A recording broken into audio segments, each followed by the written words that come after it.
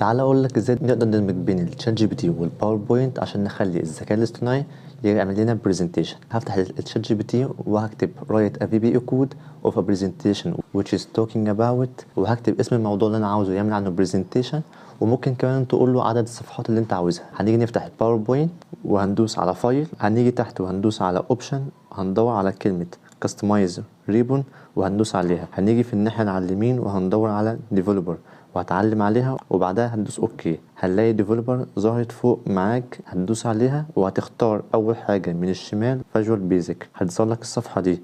هتيجي في الحتة اللي على الشمال وهتدوس كليك يمين وبعدها انسرت، بعد كده مديون. هتيجي بعد كده هتدوس على كنترول في او كليك يمين وبيست عشان نحط الكود اللي احنا نسخناه من الشات جي بي تي.